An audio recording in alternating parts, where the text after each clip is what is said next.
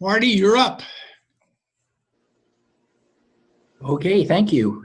Hello, everybody. Okay, a few things actually. Should I refer to you now as the executive director of the foundation, or? No, there is nothing to announce.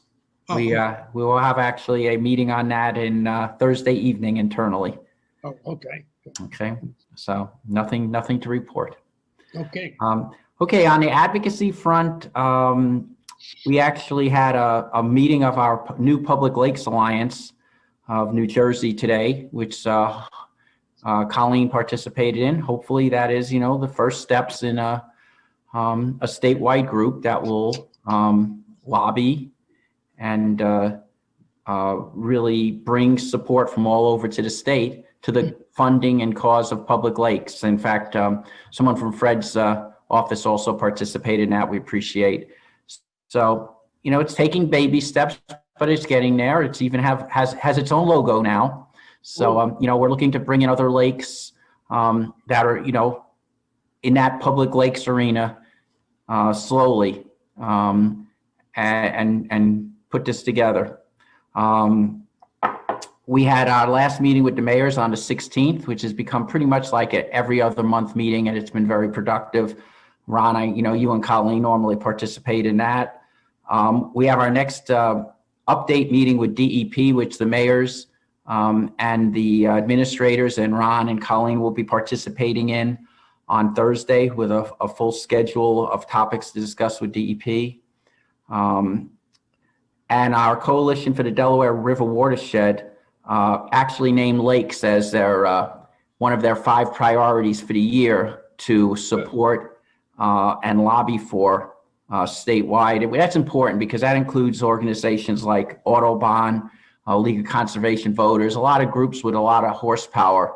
And basically, the move is to get lakes as a permanent funding line in the governor's budget, even if it's only at the $2 million a year mark.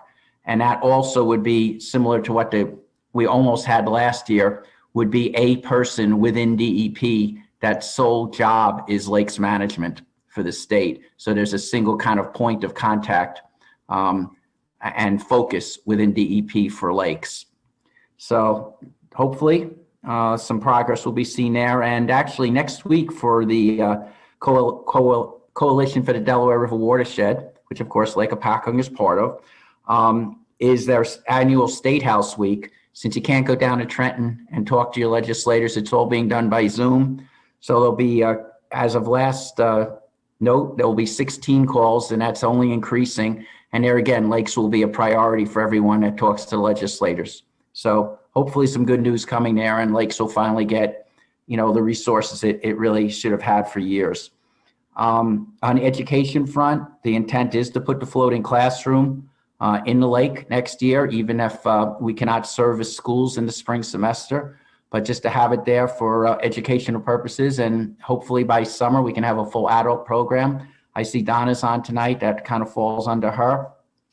On the recreational and community area, we had a nice trail walk the Friday after Thanksgiving, which went actually very well. And we want to lead that to a bunch more kind of focus on trails around the lake in the spring, since trails and walking has become so much more something people are looking at. And we've also had some talks with the 4 municipalities of how we can work with them to better kind of coordinate the trails amongst the 4 amongst the 4 municipalities, and how where they could maybe use some additional assistance. On the environmental area, which you folks really have the lead on that, but we try to assist where we can.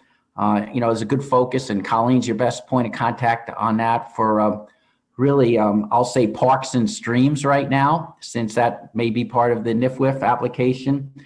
But we've had separate meetings with, the Borough of Hopatcong, and Brad has been a real focus there on Witten Park, which a lot of us old timers would know as Sperry Springs Park. Also on Landing Gateway Park.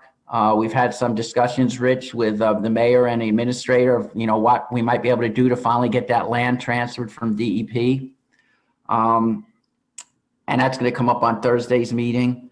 Liffey Island, Donna had already discussed with Eric about getting some trails onto Liffey Island, since the leach trail is so good to get you there. So that hopefully is going to move forward. And the final thing I'll just mention is we had the discussion about the floating wetland islands. One of the things we've been starting to kick the tires on is we have our own island, as most of you know, in Lake Hopatcong, known as Floating Island. And over the years, we've seen it kind of it's in Landing Channel in Roxbury. It's kind of, I'll say, become undone in more recent years through natural sources and waves and things.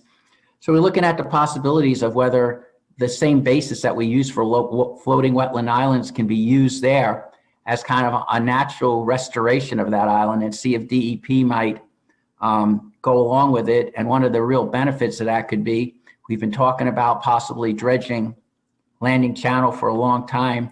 That might be a perfect place to put the material you dredge out of Landing Channel and just move them to a different part of Landing Channel.